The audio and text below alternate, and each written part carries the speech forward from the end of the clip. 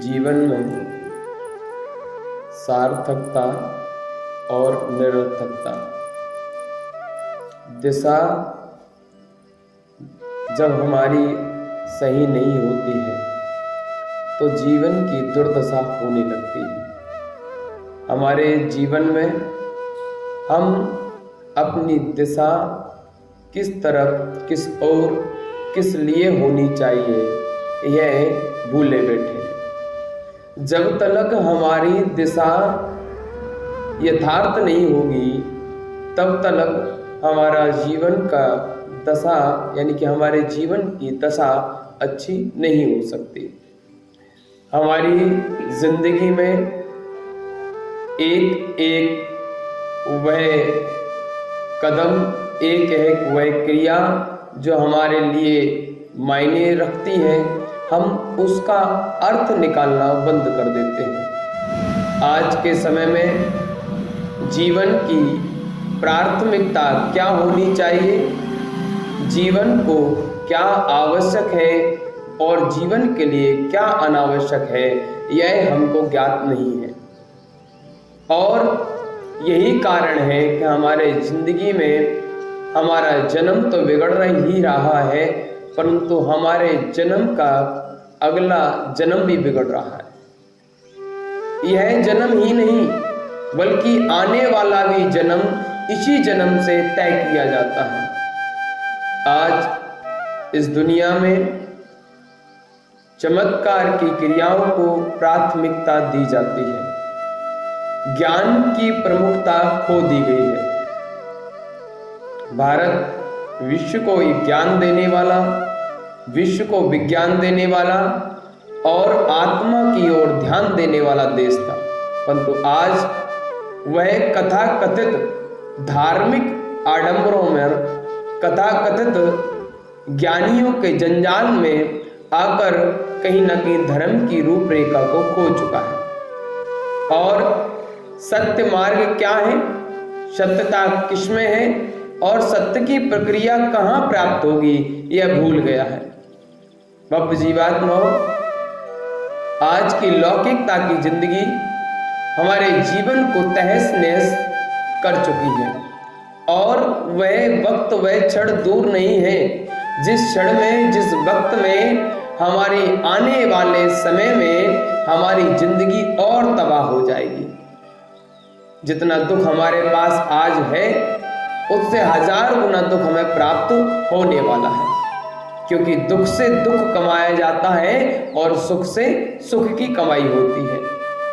आज दुख की कमाई इतनी बढ़ चुकी है कि हम 5 इंद्रिय विषयक यानी कि खाने की लोलुपता, देखने की लोलुपता, सुनने की लोलुपता और अन्य प्रकार की लोलुपता के कारण अपने जीवन को दुखी किए बैठे हैं। सामने अगर हमारे थाली आ जाए और उस थाली में विभिन्न प्रकार के व्यंजन रखे हों और उन व्यंजनों में स्वाद ना हो तो क्रोध आ जाता है। लगता है कि बनाने वाले ने व्यंजनों को देखने में कितना सुंदर बनाया, परंतु उसमें स्वाद नहीं डाल पाया और उसी स्वाद के कारण हम जाने कितनी कलेश उत्पन्न कर लेते हैं। किसी के घर में सब्जी में नमक ना डल पाए तो उस नमक के ऊपर जाने कितनी बातें डाल दी जाती हैं। किसी के घर में अगर रोटी सीधी ना मिलकर थोड़ी सी टेढ़ी हो जाए तो लगता है कि रोटी तो अच्छी बनी ही नहीं है। बाप बंधुओं, जीवन में जो दिख रहा है उसमें सुख नहीं है और जहां सुख है वह तुम्हें दिख नहीं रहा है। सुख की परिभाषा और सुख की क्रिया यह संसार में किसी शास्त्र में परिभाषित नहीं की जा सकती, क्योंकि हमारे मानने के प्रकार पे ही हमारा जीवन किस प्रकार हमें चलाना है और जीवन को किस प्रकार बनाना है यह तय करता है। कि शास्त्र निर्देशित कर सकते हैं, शास्त्र क्रिया का समाधान दे सकते हैं, परंतु उस समाधान को पूरा हमें ही करना पड़ेगा। परंतु कई बार कथाकथित ऐसे शास्त्र हम पढ़ लिया करते हैं जहां भेदभाव उच्च लेवल पर आ जाता है। कई कई जगह पर तो कई जातियों को नीचा बतला दिया जाता है और कुछ जातियों को ऊंचा बतलाकर जातिगत धर्म चला दिया जाता है। ना तो धर्म जातिगत है और ना ही धर्म परंपरागत है। अगर धर्म कहीं है तो आत्मीयता की ओर धर्म है। मैंने कई ऐसे शास्त्रों को पढ़ा जिन शास्त्रों में कहा गया कि फलानी फलानी जाति का भी जीव कभी कल्याण मार्ग की ओर नहीं जा सकता। यथार्थ है, ऐसे शास्त्रों को कभी हमारे मन मस्तिष्क में धारण हमें नहीं करना है। यही हो गया आज के समय में कि जहां चमत्कार दिखता है वहीं संसार का व्यक्ति दौड़ के जाता है, परंतु जहां नमस्कार क्या होता है यह बतलाया जाता है वह कोई नहीं चाहता है। नमस्कार करना सीख जाओगे तो चमत्कार स्वयं होने लगेगा, और अगर चमत्कार के पीछे जाओगे तो ना तो तुम्हारा जीवन सुखमय हो पाएगा और ना ही नमस्कार सच्चा हो पाएगा। क्योंकि चमत्कार क्षणिक है। अगर चमत्कार होने ही होते तो राम के लिए क्यों नहीं हुए, वन वन क्यों भटके? उस समय कोई इतना बड़ा महात्मा क्यों नहीं था? अगर चमत्कार होने ही थे तो महावीर के लिए क्यों नहीं हुए? क्यों जंगलों में उन्हें 12 वर्ष तक तप करना पड़ा? अब जीवात्माओं कहते हैं जैसा करोगे वैसा भरोगे। हम भूल रहे हैं कि हमारे भारत में जैसा करोगे वैसा भरोगे के सिद्धांत पे ज्ञान दिया जाता था और जीवन पे ध्यान दिया जाता था, परंतु आज ना तो ज्ञान है, ना ध्यान है, ना तप है, इसलिए ना ही विज्ञान है। विश्व में भारत से बड़ा विज्ञान कहीं नहीं होता था और आज भारत के सिवाय हर जगह विज्ञान प्राप्त होता है। विश्व को एक दिशा देने वाला और विश्व की दशा सुधारने वाला वो भारत देश था, परंतु आज भारत का युवा चमत्कारों की लोलुपता में, छोटे छोटे क्षणिक सुख में, कुछ समय की पॉपुलरिटी में इतना जाकर इतना बर्बाद हो गया है कि वह यह भूल गया है कि उसका जन्म किस लिए उसने लिया और आगे चल के कौन सा जन्म उसे प्राप्त होना है। हमारी जिंदगी में बहुत बड़े बड़े काम कर लेते हैं हम लोग, बड़ा धन दौलत पैसा जमीन जायदाद, ये सभी लोग जानते हैं कि सभी चीजों को प्राप्त कर लेते हैं, परंतु सुख को प्राप्त नहीं कर पाते जो सुख हमारे अंतरंग में ही छुपा हुआ है। मैं जब आज कुछ शास्त्रों का विवेचन कर रहा था तो देखा और पाया कि लोग कुछ शास्त्रों को ढर्रा बनाकर पढ़ते चले जा रहे हैं, पढ़ते चले जा रहे हैं। उसमें यह नहीं देख रहे हैं कि वह शास्त्र भेदभाव सिखा रहा है कि समभाव सिखा रहा है। जो भेदभाव सिखाता है वो शास्त्र नहीं होता है और ना ही वो ज्ञानी होता है जो ऐसी बातों को लिखकर छोड़ दिया करता है। लच्छी भैया बताया था कि नहीं बताया था आज हमने? भक्त जीवात्माओं, ऐसे शास्त्रों को पढ़ना बंद कर दो जिन शास्त्रों में तुम्हारे जीवन का सार ना हो। जिस शास्त्र में कहीं ना कहीं कहा जाता है विशेष जाति विशेष वर्ग लोगों के लिए कि ये तो नीच प्रवृत्ति में है, ये सुधार नहीं कर सकते, ऐसे शास्त्र इस संसार के लिए कारक नहीं है, अशांति का कारक है।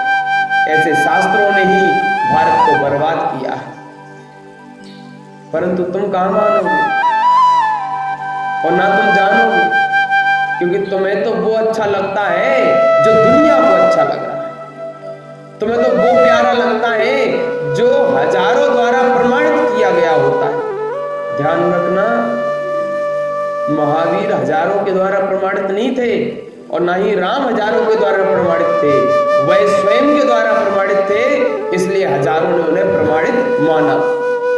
वह स्वयं को प्रमाणित कर चुके थे कि हम मानव नहीं हैं, हम मानव सकते हैं। ये राम ने और महावीर ने बतलाया है, परंतु हमने क्या जाना। फलाने मंदिर पर चले जाना, फलाना तुम्हारा कष्ट दूर हो जाएगा। राम ने कहा था, ये जीव, किसी भी जीव का बुरा नहीं करना, तुम्हारे जीवन के सारे कष्ट दूर हो जाएंगे।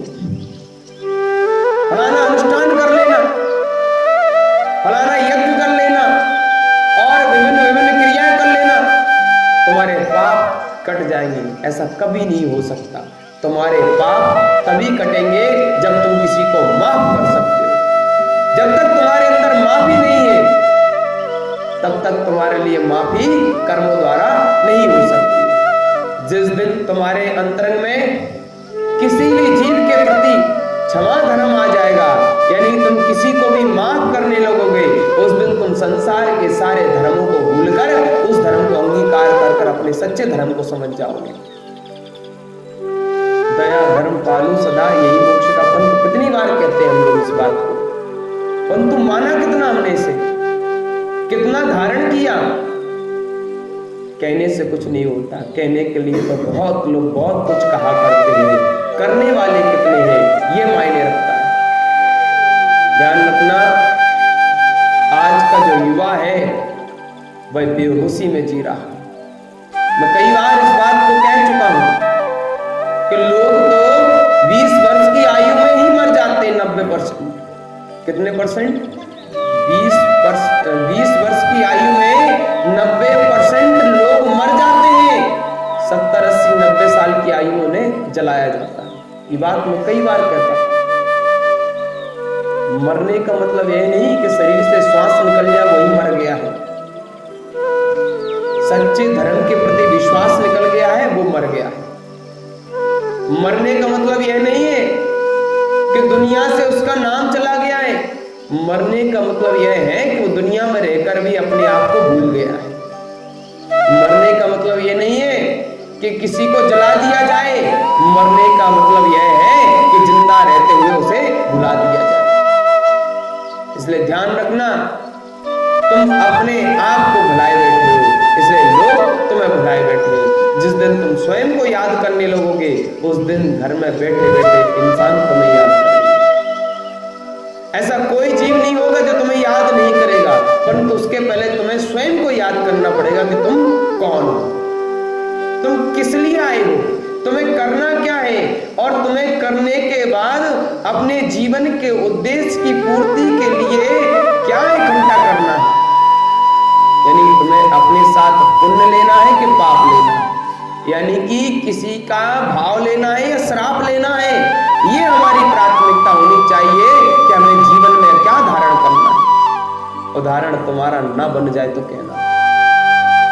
उदाहरण ऐसे ही नहीं दिए जाते। राम का उदाहरण इसलिए दिया जाता है क्योंकि राम ने अपने जीवन में तप किया था, ना कि किसी पाखंडी के यहाँ जाकर कहा था कि हमारे हाथ बता दो कि हमको जीवन में सुख कम मिलेगा। कोई ऐसा उदाहरण नहीं मिलता कि राम ने किसी भी साधु महात्मा से पूछा हो कि हे साधक, हे मुनिवर, ये ज्ञान के भंडार, आप मुझे बता दो कि मेरा जीवन कब सुधरेगा। ये कभी नहीं पूछा। राम को कर्म पे विश्वास था। उनने कहा कि मैंने पूर्व में कर्म खोटे किए होंगे तो मुझे भी भोगना पड़ेगा। और यही महावीर ने कहा। महावीर किसी के सामने अपनी कुंडली लेके नहीं गए कि हमारी जन्म कुंडली देखो, इसमें कितने ग्रह नक्षत्र बैठे हुए हैं। और ना ही महावीर ने ये कहा क्या कारण है कि हम 12 वर्ष तक भटक रहे हैं, हमें अभी तक केवल ज्ञान की प्राप्ति नहीं हुई। महावीर मौन धारण कर कर अपने अंतरात्मा में ज्ञान का अर्जन करते रहे। उनके सारे कर्म कट गए, किसी के यहाँ जाने की आवश्यकता नहीं पड़ी। परंतु कौन महावीर को जाने और कौन जाने राम को? हम तो जानते हैं आराम को।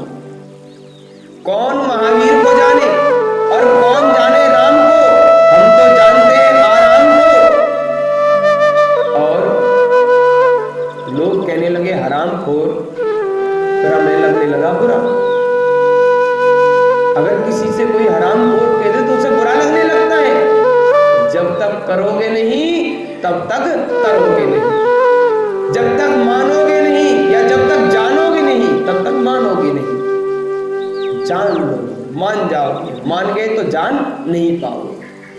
राम को मान के नहीं बैठो, महावीर को मान के नहीं बैठो, राम को जान के बैठ जाओगे तो फिर खड़े नहीं हो पाओगे।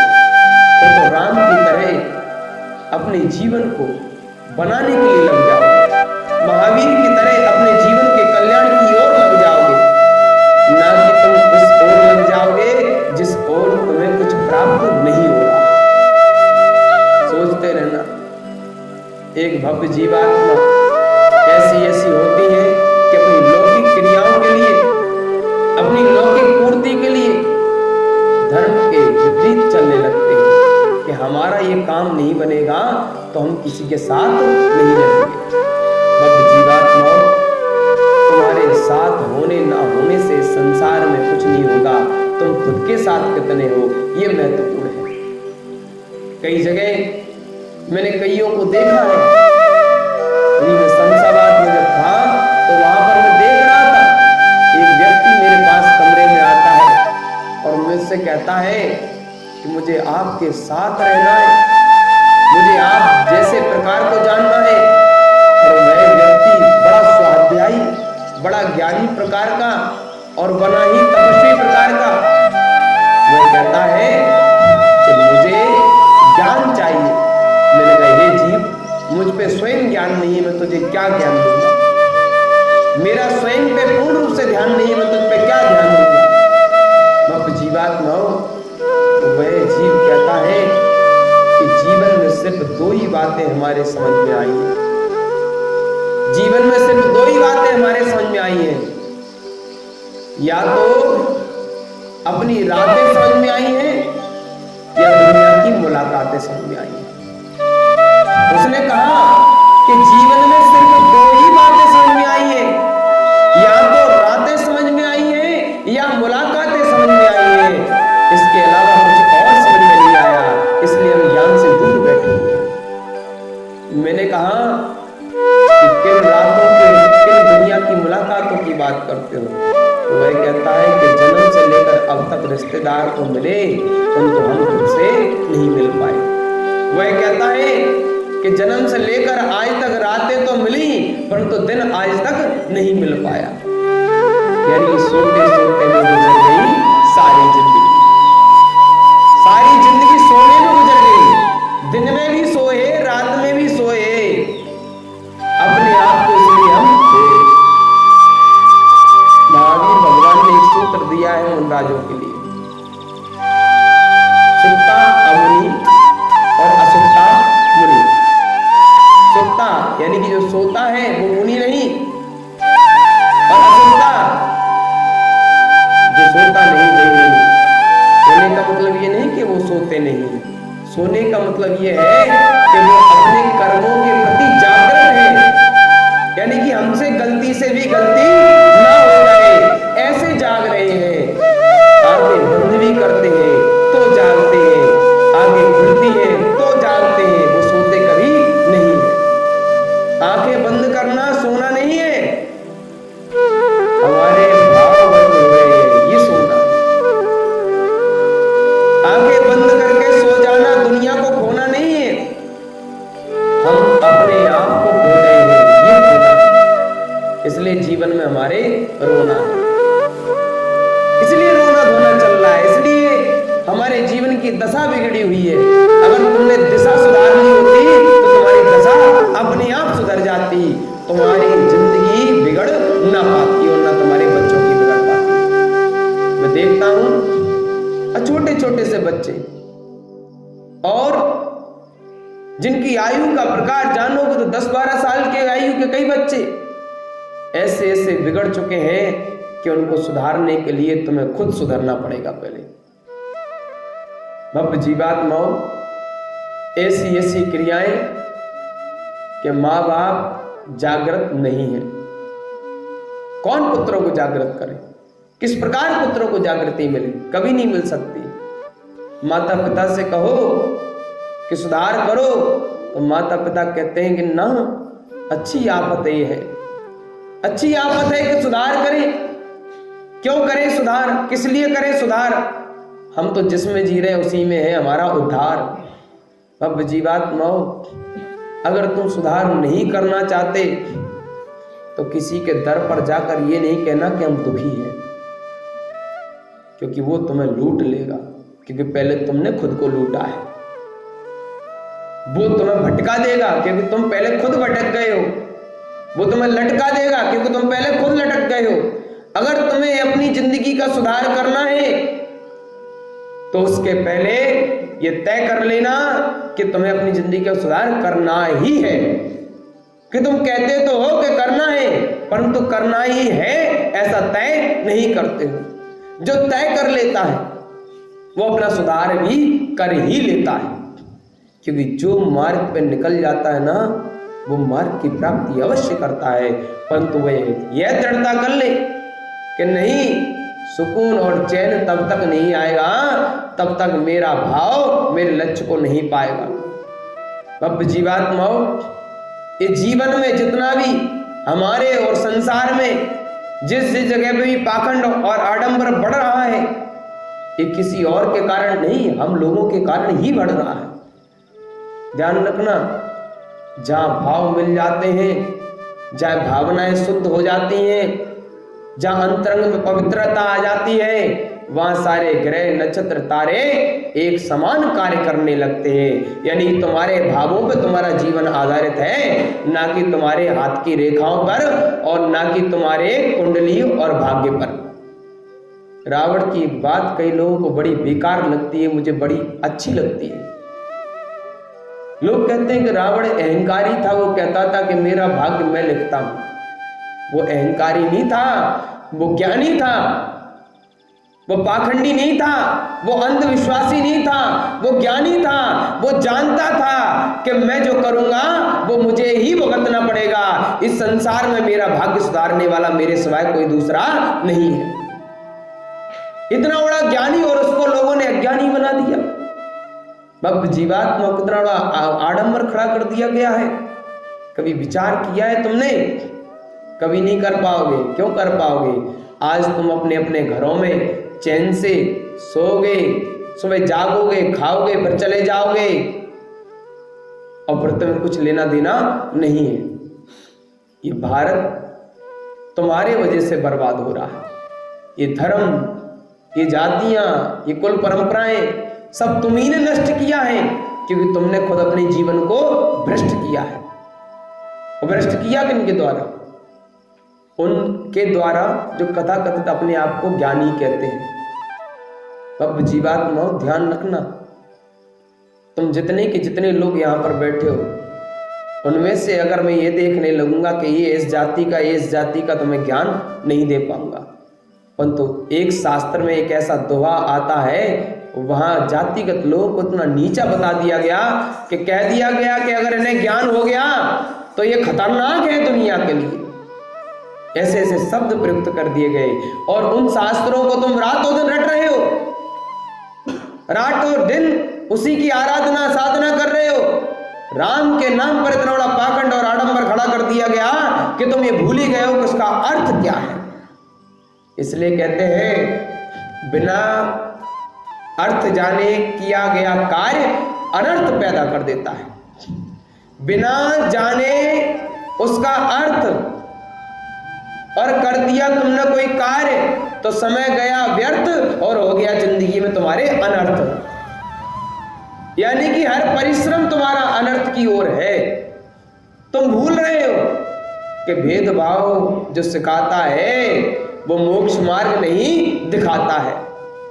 जो भेदभाव की बात करता है वो ज्ञानी नहीं कहलाता है। जो जीव जीव में, यानी कि इंसान इंसान में तो क्या, पेड़ पौधे, फूल इत्यादि अन्य अन्य प्रकार के पहाड़, नदियां, झरने, नाले और इंसान, जानवर, इन सब में जो भेद करता है वो भी ज्ञानी नहीं होता है। इस संसार को जो एक रूप समझता है, इस संसार में हर जीवात्मा के अंदर वही क्षमता है जो परमात्मा के तत्व के अंदर है, ये जो मानता है वो ज्ञानी होता है। परंतु तुम तो कहोगे हमारे पुरखों से चली आ रही, तुम्हारे पुरखे कौन है ये भूल गए तुम। तुम्हारे पुरखे राम और महावीर उन्हें तो तुमने चूल्हे में डाल दिया। कहां डाल दिया? जानते हो ना कि जला के राख कर दिया उनको। परंतु उनकी बातों को तुम राख नहीं कर पाओगे। उनके नाम पर तुम्हारे लिए जाने कितने कितने आडंबर पाखंड खड़े कर दिए गए, परंतु तुम हो के नहीं, हम तो आडंबरों को मानेंगे, राम की नहीं मानेंगे। राम को और राम के नाम पर जो पाखंड चल रहा है उसको तो मानेंगे। परंतु राम ने जिस पाखंड को ना मानने के लिए कहा था, राम ने कहा था कि हे जीव, आराम नहीं करना है, तुम्हें परिश्रम करना है, सत्य को जानने के लिए अपनी बुद्धि और विवेक लगाना है, और ये पता करना है कि जहां एक दूसरे में भेदभाव हो जाए वहां संभाव हो नहीं सकता, और जहां संभाव नहीं है वहां मोक्ष मार्ग संभव नहीं हो सकता, यानी सुख संभव नहीं है। समता में ही सुख है और ममता में सुख है। और ममता और समता, ममता और समता उसी के अंदर होगी जिसके अंदर होगी माफ करने की क्षमता। ममता समता उसी के अंदर होगी जिसके अंदर माफ क्षमा करने की क्षमता होगी। अगर कोई ये कहता है कि फलाना व्यक्ति हमेशा नीचे ही रहेगा, उसके अंदर ना तो क्षमा करने की क्षमता है और ना ही उसके अंदर ममता और दया है। और जिसके अंदर दया नहीं है वो राक्षस प्रवृत्ति का जीव है, और जो राक्षस प्रवृत्ति का जीव है उसकी बात मानना भी अजीब है। परंतु तुम लोग क्या कर रहे हो? जहां भेदभाव सिखाया जाता है वही तो काम कर रहे हो। किनके गुलाम बने बैठे हो? उन्हीं के गुलाम बने बैठे हो जो तुम्हारी पीठ पे चाबुक चलाकर अपने जीवन को आराम से गुजार ले जाते हैं, और वह बेचारे भी भूल जाते हैं कि हम किसी को सताकर अपना जीवन चलाएंगे तो हमारा भी कल जन्म आने वाला, उसमें हम भी सताए जाएंगे। वह बेचारे वो भी करुणा के पात्र हैं, क्योंकि वो भी ज्ञानी नहीं है, इसलिए तो वो किसी पे अत्याचार या किसी को गलत मार्ग पे ले जा रहे हैं। मैं उनके लिए भी गलत भाव नहीं रखता हूं, परंतु मेरा एक ही भाव है कि तुम्हारे लिए कोई गलत भाव उत्पन्न ना करे, ऐसा तुम अपनी भावना बनाओ। कोई तुम्हारा गलत करे यह उसका भाव होगा, परंतु कोई तुम्हारा गलत ना कर पाए ऐसा तुम अपना भाव पैदा करो, और तुम किसी का गलत ना करो ऐसा अपने जीवन में भाव तैयार रखो। ध्यान रखना, जिनेंद्र भगवान चाहे वो रामचंद्र जी हो चाहे वह महावीर जी हो, दोनों के संदेश आज दुनिया में पहुंचना बंद हो गए हैं। आज युवाओं को भगत सिंह जैसा जोशीला और विवेकानंद जैसा होशीला, यानी कि भगत सिंह जैसा जिसके अंदर जोश हो और विवेकानंद जैसा वैचारिक ज्ञान हो, वह व्यक्ति इस देश के लिए समर्थ हो सकता है, अन्यथा देश का अनर्थ ही हो सकता है। आज के टाइम में लड़के जहां अपनी 16, 17, 18 वर्ष की आयु में ऐसी ऐसी क्रियाएं करते हैं कि उन्हें सिर्फ मोबाइल और उस पर चल रही जितनी भी क्रियाएं हैं उसके समय कुछ दिखाई नहीं देता है। उस समय अगर भगत सिंह जैसे अहिंसा पूर्वक कई कार्यों को अंजाम नहीं देते तो आज अपन लोग ऐसे चैन की सांस नहीं ले रहे होते। ध्यान रखो, कुछ समय बाद अभी आएगा 26 जनवरी आएगा, कुछ समय बाद 15 अगस्त आएगा, ये गुजर जाएंगे।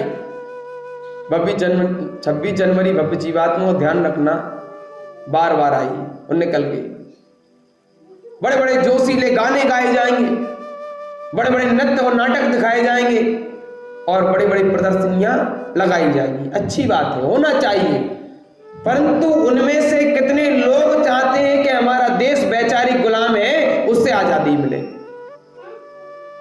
हम अपने जीवन को कथाकथित ज्ञानियों के ज्ञान में जकड़ चुके हैं, इसलिए हम अकड़ से चुके हैं, यानी कि अगर कोई धक्का मारे तो गिरेंगे ना कि बच पाएंगे, इतने अकड़ के रह गए। जहां देखा एक चमत्कार वहां मिल जाए 1000 नमस्कार, परंतु ना मिला चमत्कार, ना हुआ नमस्कार, फालतू की लग गई जय जयकार और भर रहे थे तुम हुंकार, जीवन हो गया बेकार। क्या मिला मेरे यार? कुछ मिला नहीं मिला और ना मिलेगा, क्योंकि अगर चमत्कारों से मोक्ष मिलता, चमत्कारों से सुख की प्राप्ति होती, तो मंदिर, मस्जिद, गिरजाघर, गुरुद्वारे, ये जितने भी बना दिए गए हैं ना, ये नहीं बनाए जाते। हालांकि मैं ये नहीं कहता कि इनमें ज्ञान है, परंतु मैं ये कहता हूं कि थोड़ा ध्यान दो, तुम्हें पता चलेगा कि ज्ञान की प्राप्ति कैसे होती है। चमत्कारों में संसार में सुख नहीं है। कथाकथित कुछ बातों को जान लेने से सुख की प्राप्ति नहीं होगी। अगर जानना है तो उन बातों को जानो जिनसे कि तुम्हारी जो रातें दुखमयी गुजर रही है वो सुखमयी हो जाए। जहां युवा आज सक्सेस नहीं हो पा रहा है, चाहे वो किसी भी कारण से हो, किसी भी क्रिया में हो, जहां बुजुर्गों को ध्यान नहीं दिया जा रहा है, जहां महिलाएं अपने बच्चों को संभाल नहीं पा रहे हैं, जहां पिता लोग अपने बच्चों की ओर ध्यान नहीं दे पा रहे हैं, उस क्रिया को जानने की परम आवश्यकता है। बहुत हो गए पाखंड और आडंबर। अब एक ऐसी क्रिया को जानना परम आवश्यक है जो क्रिया हमारे जीवन को सार्थक कर दे और जिस क्रिया से ही हमारे जीवन का सार निकल पाए।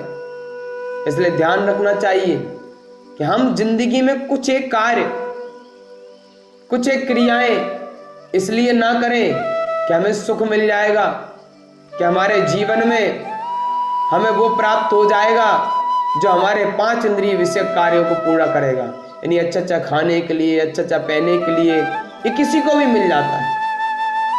एक होटल में जो काम करता है वो लड़का भी अच्छा खा लेता है, परंतु अच्छा खाने से सुख नहीं मिलता है। एक जगह पर कोई रहता है वो भी अच्छे गाने सुन लेता है, परंतु अच्छे गाने सुनने से सुख नहीं मिलता है। जो इत्र की दुकान लगाता है वो अच्छा सुगंध पा लेता है, परंतु उसे उस सुगंध से सुख प्राप्त नहीं होता है।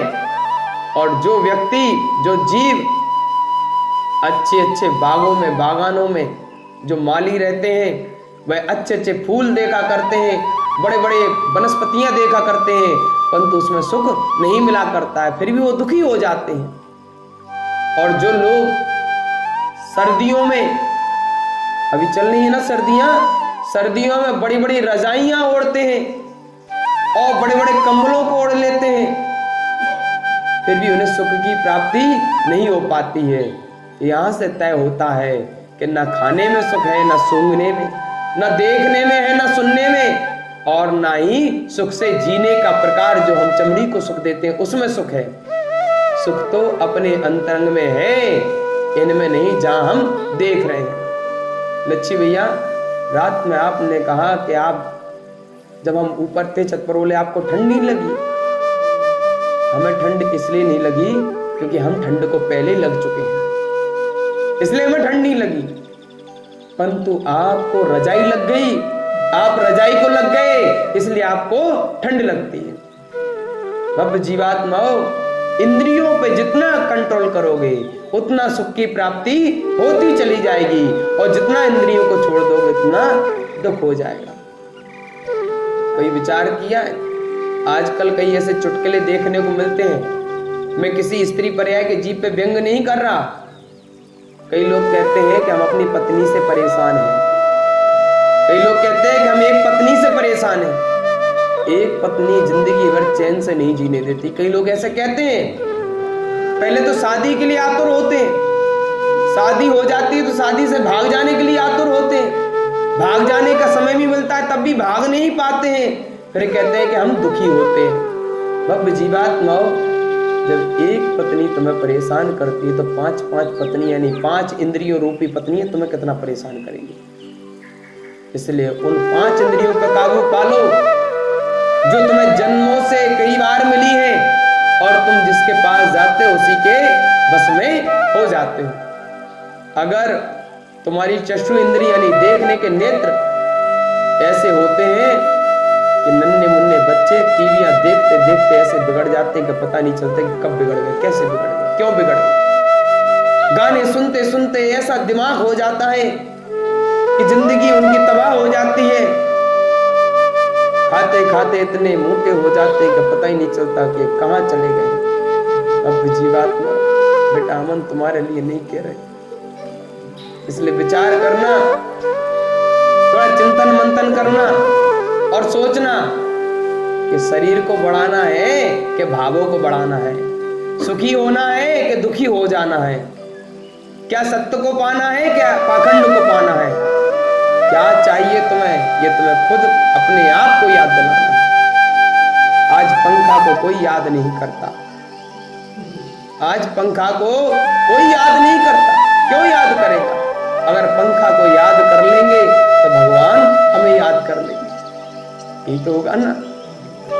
अगर सर्दी में वस्त्र उतार कर पंखे के कूलर के नीचे सो जाएंगे ना, एसी में हाई लेवल पे बढ़ा देंगे, कितना 35 नंबर होता है कि 32 नंबर होता है, ओहो 24 पे तो हालत खराब हो जाती है ना। ओम नमः सिद्धिभ्याम। इतना करने पर अगर सो जाएंगे तो जिंदगी से खो जाएंगे और भगवान के हो जाएंगे। अब जीवात्माओं समय की गरिमा को समझो, समय की गरिमा को समझो और अपनी गरिमा को समझो कि तुम्हारी गरिमा किस प्रकार है। तुम असमय पे कार्य कर रहे हो इसलिए बर्बाद हो। जहां पंखा की जरूरत नहीं वहां पंखा चला दोगे तो अनर्थ होगा कि नहीं होगा? जहां पंखा की जरूरत नहीं वहां पंखा चला दोगे तो अनर्थ होगा कि नहीं होगा? जीवात्मा तो जहां हीटर की जरूरत नहीं वहां रूम में हीटर लगा दोगे तो अनर्थ होगा कि नहीं होगा? गर्मी टेम्परेचर 45 डिग्री हो और उसमें रूम हीटर लगा दिया जाए तो आनंद आएगा कि परमानंद आएगा? जीवात्मा ध्यान रखना, जिंदगी में जहां में धर्म लाना चाहिए, जहां सच्चा ज्ञान लाना चाहिए, सच्चा ध्यान लाना चाहिए, वहां हम गलत गलत चीजों को लगाए बैठे हैं, इसलिए अपने आप पे दुखी किए बैठे। बस सिस्टम चेंज करना है और कुछ चेंज नहीं करना, कुछ चीजों को बदलना है, स्थानांतरित करना है। एक स्थान में जहां नहीं होनी चाहिए वहां से हटाकर जहां होनी चाहिए वहां लगाना है। यानी कि शास्त्रों में ज्ञान नहीं होना चाहिए, ज्ञान हमारे दिमाग में होना चाहिए।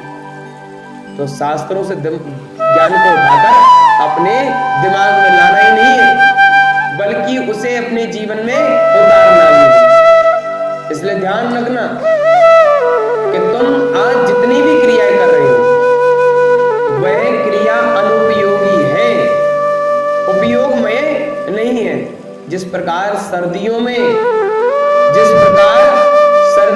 पंखा का, एसी का, कूलर का कोई कार्य नहीं है, उसी प्रकार तुम्हारे जीवन में और मानव जन्म में भी अच्छे अच्छे ध्यान योग में तुम्हारे लिए कोई विचारों का काम नहीं है। इसीलिए कहता हूं कि तुम अपनी उपयोगिता कहां लगानी है, तुम्हें अपने जीवन को कहां खपाना है, तुम्हें अपने जीवन का समय किस जगह लगाना है, वह तय करना है। समय तो लग ही रहा है, किसका नहीं लग रहा? कईयों का समय कई कारखानों में है, कई ऑफिस में है, कोई ट्रांसपोर्ट में लगा हुआ है, कोई रेलवे में चढ़ा हुआ है, कोई फ्लाइट में जा रहा है, कोई खेतों में जा रहा है, कोई कहीं घर में लगा हुआ है। सब अपने अपने कार्यों में सेट हैं, फिर भी दुखी हैं। परंतु हम इन चीजों से थोड़ा सा विरक्त भाव में हैं, इसलिए हम सुखी हैं। तुमसे ज्यादा सुखी हैं, तुमसे ज्यादा ठीक है। इसलिए ध्यान रखो कि हम पाखंड और आडंबर को नहीं बढ़ाएंगे। हम ना गलत चीज पढ़ेंगे और ना किसी को गलत पढ़ाएंगे। हम ना गलत सीखेंगे ना गलत किसी को सिखाएंगे, और ना ही हम गलत भाव रखेंगे और ना किसी से कहेंगे किसी के प्रति गलत भाव रखो, और ना ही हम किसी के प्रति भेदभाव भरे भाव लाएंगे और ना किसी को भेदभाव सिखाएंगे। जिस दिन हम ऐसे अपने आप को बनाएंगे उसी दिन हम सुखी हो पाएंगे। तब तक तीनों लोकों में तुम्हें सुखी करने वाला कोई नहीं है। कितने भी दरबारों में चला जाना और कितने भी घर वालों में चले जाना, कितने भी घरवार देख लेना, कितने भी दरबार देख लेना, जब तक तुमने भगवान के द्वारा दिया हुआ ज्ञान नहीं देखा तब तक तुम कुछ भी देख लेना, तुम्हें कुछ दिखने में सुख नहीं मिलेगा। तुम्हें एक बार तो कहीं ना कहीं पहचान करनी पड़ेगी, परख करनी पड़ेगी, समझना पड़ेगा और जानना पड़ेगा। तुम जानते हो कि तुम बहुत कुछ जानते हो, जबकि तुम ये नहीं जानते कि तुम कुछ नहीं जानते। तुम जानते हो कि तुम बहुत कुछ जानते हो, जबकि तुम ये नहीं जानते कि तुम कुछ नहीं जानते। इसलिए तुम्हें कुछ नहीं जानना है, ये भी तय कर लोगे तो भी बहुत कुछ जान जाओगे। आज मैंने पाठशाला में एक छोटा सा उदाहरण दिया था। नीम का पेड़ हरा है, दिया था कि नहीं दिया था? तो कौन ने बताया तुमको कि वो हरा कलर है? हरा क्यों है ये पता है? किस लिए हरा है ये पता है क्या? लोग कहेंगे कि पानी डाल दिया गया, उसमें नमी है इसलिए हरा है। नमी क्यों है ये पता है क्या? तो कोई कहेगा नहीं पता, कोई कहेगा संसार में जल है इसलिए नमी है। तो जिनमें नमी है, अगर संसार में जल है तो नमी हरे पेड़ में क्यों है, सूखे में क्यों नहीं है? भव जीवात्मा, ये विचार करोगे ना तो पता चलेगा कि ज्ञान और विज्ञान क्या होता है। भारत में ये सिखाया जाता है, भारत में ये बतलाया जाता था, परंतु आज तो इंडिया हो गया है, इंडिया सो एंड होने लगा है। अगर भारत होता तो बड़ा आनंद होता, हमारे जीवन में ज्ञान भरा होता। भारत में ज्ञान भरा था और इंडिया में ज्ञान का एंड हो गया। समझ में आया? नहीं आया? भारत में ज्ञान भरा था और इंडिया में ज्ञान का एंड हो गया, यानी कि अंत की ओर भाग रहे हैं हम। अनंत क्या है ये भूल गए हैं, अंत की ओर भाग रहे। देख लो तुम्हारे पिता कितने सुखी थे, उनके पिता कितने सुखी थे, उनके पिता और कितने सुखी थे, उनके पिता और कितने सुखी थे। तो परम पिता परमात्मा का स्वरूप, परम पिता महावीर, परम पिता रामचंद्र, ये कितने सुखी थे तुम्हें अपने आप समझ में आ जाएगा। तुम ये भूल गए, तुम कहने लगे कि हम फलाने चबूतरे को नहीं पूजेंगे तो हम कबूतर बन जाएंगे, जबकि ये भूल गए कि चबूतर पूजोगे तो कबूतर बनोगे। ये भूल गए कि तुम अपने परमात्मा राम को भूलकर कहीं और फिजूल में जाओगे तो काम खत्म। तो लोग तो कहने लगते हैं कि बनियन के भगवान अलग है, हिंदुओं के अलग है। बड़ी विचित्र बात है। क्या कहने लगते हैं? बनियों के यानी जैनों के अलग भगवान है। कहाँ लिखा है ऐसा कि अलग भगवान है? तुमने बांटा है परमात्मा, परमात्मा को तो एक ही इंसान है।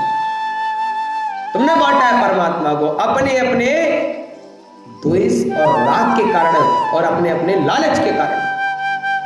कि अगर महावीर को बता देंगे तो फिर हमारा पाखंड खत्म ना हो जाएगा। भाई राम की तो हम लीलाएं दिखाएंगे, उस बेचारे नारायण कृष्ण से पूछना कहीं होगा तो उसको भी पता चल रहा होगा, वो भी कह रहा होगा कि अच्छा हमने ऐसा प्रकार किया कि संसार में विकार ही विकार हमारे नाम पर फैला दिया गया। महावीर भी सोचते होंगे कि हमारी बोली तो किसी ने नहीं सुनी, हमारे नाम पर बोली पे बोली सबने सुना दी। कहीं ना कहीं सबका भाव जागृत हो रहा होगा। ध्यान रखना, अगर तुम पूर्व के सत्य मार्ग को जानोगे तो पहचानोगे और पाओगे कि तुम सबके सब मनु और सब देव की संतान हो। जब ये बात मैंने शमशाबाद में कही थी ना, तो वहाँ सभी समाज के लोग बैठे हुए थे। वहाँ ब्राह्मण कुल के लोग भी थे, क्षत्रिय कुल के लोग भी थे, वैश्य कुल के भी थे, शूद्र कुल के भी थे। ऐसा तुम्हारे हिसाब से कुल है, हमारे हिसाब से नहीं है। हमारे हिसाब से तो चारों हमारे लिए एक है, तुम्हारे हिसाब से अलग अलग है। वहाँ एक शर्मा जी खड़े हुए, क्या नाम था बेटा उनका, ध्यान नहीं है, पंडित जी थे। हमने उनसे कहा पंडित जी बतलाइए, क्या आपके लिए BA MA डिग्रियां काबिल हैं या तुम्हारे लिए अब जरूरतमंद बची हैं? तो कहते हैं नहीं। हमने की क्यों? बोले अब तो 55 के हो गए। मैंने कहा 55 के हो गए तो दोबारा से 55 के हो गए। अगर बचपन में ही 55 का भाव समझ लिया होता तो 55 के हो नहीं पाते और परमात्मा के हो जाते। 55 का भाव, यानी बचपन में जाने के बाद ये डिग्रियां हमारे कोई मतलब की नहीं, कोई काम की नहीं। अगर ये बचपन में समझ में आ गया होता। मैंने कहा नवकार मंत्र याद है, तो कहते नवकार मंत्र तो नहीं है। मैंने कहा गायत्री मंत्र याद है, तो कहते हैं। तो मैंने कहा गायत्री मंत्र एक्सपायरी डेट है क्या? वो नहीं है। तो मैंने कहा फायदेमंद क्या है? तो बोले कि पूर्व की सभ्यता ही फायदेमंद है। मैंने कहा अगर ये बचपन में मान लिया होता तो बचपन तक काहे के लिए आते? इसलिए ध्यान रखो कि उस भाव को जानो, भेदभाव को ना फैलाओ, ये ना बतलाओ कि तुम नीच हो और हम ऊंचे हैं, तुम ऊंच हो और हम नीच हैं। ये खत्म कर दोगे, उसी दिन भारत को एक कर दोगे। तब तक भारत को एक नहीं कर सकते, तुम अनेक टुकड़ों में ही बांटोगे। यही होता है और यही होगा। हमें तो ऐसा ही लग रहा है तुम सबके भाव को देखकर, कि तुमने परमात्मा का प्रभाव आज तक नहीं समझ पाए। अगर यही समझ लिया होता तो भेदभाव नहीं किया होता। कथा कथित अपने स्वार्थ के लिए कुछ ऐसे शास्त्र नहीं लिखे गए होते जिनसे कि समाज में हम एक मुफ्त राज कर सकें। अब जीवात्माओं, राज करना है तो दिलों पर करो। अगर छपना है तो दिलों में छपो। अगर बैठना है तो किसी के हृदय में बैठ जाओ। नजरों में बैठने वाले तो नजर खत्म हो जाने के बाद निकल जाया करते हैं, हृदय में बैठ जाने वाले जन्मों जन्म तक साथ जाया करते हैं। इसलिए ध्यान रखो कि जिंदगी में तुम्हें जो ज्ञान मिल रहा है ना, वह ज्ञान तुम्हारा कोई ना कोई पुण्य का कारण है, सो मिल रहा है। उन शमशाबाद वालों से पूछो, विचारों से कैसे कैसे निवेदन किए, तब भी हम ना रुके। हमने कहा हम तो बैरवार चाहेंगे, चाहे बुराई क्यों ना हो जाए। जो है सो है, परंतु कईयों ने तुझे भी नहीं पूछा कि कब आ रहे। समझ में आया कि नहीं आया? उन्होंने कहा अच्छी आफत गई। रोज कान हमारे बहरे हो जाते थे इसकी बातें सुन सुन के। अब रिलैक्स मिला, अब आराम आया, अब आनंद पाया। लड़के तो कई सोच रहे होंगे, बड़ा आनंद आ रहा होगा, चाहे वो कई प्रकार के हों। बोले अरे कहीं ना कहीं एक प्रक्रिया तो समझ में आई कि कोई ना कोई बात थी जो यहाँ से शमशाबाद तक तो गई, अब लौट के यहाँ ना आए। ध्यान रखना, ये बात शमशाबाद में भी कही थी, तुमसे भी कहा था कि जब तक सुधरोगे नहीं तब तक हम मानेंगे नहीं। जो है सो है। और तुम कह रहे हो कि हम कभी भी नहीं सुधरेंगे। आप क्या परमात्मा राम चले गए, महावीर चले गए, सुधार के बिना सुधार पाए? तुम कौन हो कह रहे? हम तुम्हें ना सुधारेंगे, तुम्हारे भाव को अवश्य सुधारेंगे, क्योंकि तुम तो पहले से सुधरे हो। तुम्हें क्या सुधारना? तुम तो पहले से ही सुंदर हो, पवित्र हो, और उनके भाव अपवित्रता की ओर जा रहे हैं। इसलिए भक्त जीवात्मा उचित ध्यान रखना कि आज नहीं तो कल वो होने वाला है कि पाखंड अब खोने वाला है। आज नहीं तो कल वो होने वाला है कि पाखंड खोने वाला है। वह जगह देखेगा कि मैं तो पक्के कहां से भाग जाऊं, परंतु उसका पालन करने वाला अब रोने वाला है। जो पाखंड का पालन कर रहा है उसका समय अब रोने का आ गया, परंतु मैं चाहता हूं कि वो भी ना रोए और वो भी अपना स्वयं का होए और परमात्मा के लिए रोए। अगर रोए तो रोए, अगर रोना है उसे तो परमात्मा के लिए रोए। भक्त जीवात्मा ध्यान रखना इन बातों को। ये बातें सिर्फ कुछ समय, कुछ काल, कुछ क्षण की नहीं है। ये बातें अनंत काल की थी और अनंत काल तक रहेंगी। तुम्हारा पाप कर्म का उदय तो नहीं है, परंतु पाप कर्म तुम करते जा रहे हो। तुम्हारा पुण्य कर्म का उदय चल रहा है, यानी तुम्हारा पुण्य का तीव्र उदय है। कि ध्यान रखना, जिनेंद्र भगवान रामचंद्र और महावीर की वाणियां यूं ही सुनने को नहीं मिलती जो तुम्हारे कानों तक कान बंद करने तक पीढ़ी आ रही है। और कहते हैं जो इनकी बात को धारण नहीं करता वो महापापी हो जाता है। जो परमात्मा की बात को धारण करने से हिचकिचाता है, अपने जीवन में प्रेम, वात्सल्य, करुणा, दया नहीं लाता है, वो महापाप का बंध करता है और आगे चलकर वह नरक की ओर जाता है। स्वाभाविक है, जो किसी का बुरा करेगा वो कैसे सुखी रह लेगा? जो गलत भावों को धारण करेगा वो अच्छे भाव को कैसे जागृत कर लेगा? इसलिए जो अच्छे भाव को जागृत कर लेगा वो गलत भाव को स्वतः छोड़ देगा। इसलिए तुम सभी से इसलिए कहता रहता हूं कि तुम अपनी क्रिया को सुधार लो, तुम्हारा जीवन सुधर जाएगा। तुम पाखंड को त्याग दो, अखंड